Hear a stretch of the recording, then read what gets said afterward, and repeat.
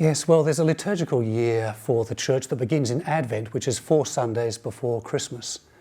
And so the first Sunday in Advent begins the liturgical year, 4 Sundays of preparation. Advent means coming, and we're preparing to celebrate the first coming of Christ as a baby in Bethlehem. And that's a great celebration.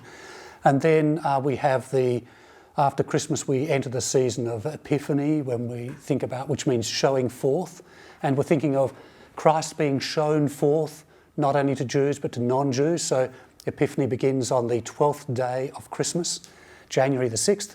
And the story we tell is the coming of the wise men to the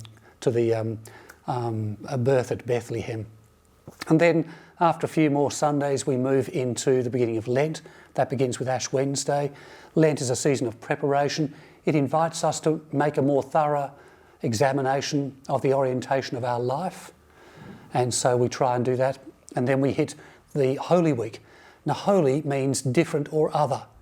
So it's a week that is different to all other weeks for Christians. And in that week, we unlock liturgically what lies at the heart of our faith: the passion, the death, the resurrection of Jesus Christ. So that all happens in Holy Week. Really begins with Palm Sunday, now known as Passion Sunday, because we often read the Passion on that Sunday. And if you read the Passion in a dramatic way, you might want to hope that the congregation takes the part of Jesus, because it's Jesus who we're called to identify with, not the crowd. Take the part of Jesus on Passion Sunday, Palm Sunday. Then we hit Maundy Thursday, Good Friday, Easter Day. That's one liturgy spread out over 3 days. So try and keep the whole liturgy by attending Maundy Thursday in the evening, and then a bit of a vigil, coming back to church again on Good Friday for a commemoration of the death of Jesus. And then the last part of the liturgy is on Easter morning, when we celebrate the resurrection. One liturgy over 3 days. Then you have your Easter season, and then you hit kind of ordinary time. Some people don't like the word ordinary time because no Sunday is ordinary, and they're quite right. So you'll sometimes find these days listed as the third Sunday after Pentecost and so on. Yes, which reminds me, I've forgotten Pentecost and Trinity.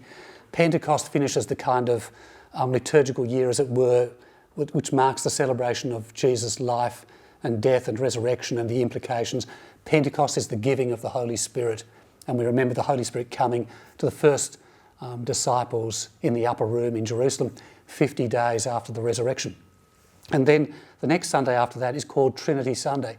And that is a Sunday different from all the other special events, because whereas all the other special services, Christmas, Holy Week, the Passion, Death, Good Friday, Easter Day, Pentecost, they all mark events. They all mark events in Jesus' life.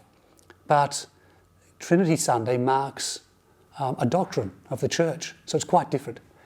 And it's almost as if at the end of this we say, well, having kind of travelled with Jesus through his birth and through his ministry and passion, death and resurrection, and the giving of the Holy Spirit, what does it all mean? And where is God in all this? And so we kind of keep the Trinity Sunday, and we try and plumb the depths of the divine and the mystery of God in 3 persons, one in 3. Then we hit ordinary time, well, Sundays after Pentecost we call it, until we hit Advent again. So that's the kind of rhythm for every liturgical year, and we just simply kind of replay that rhythm all the time.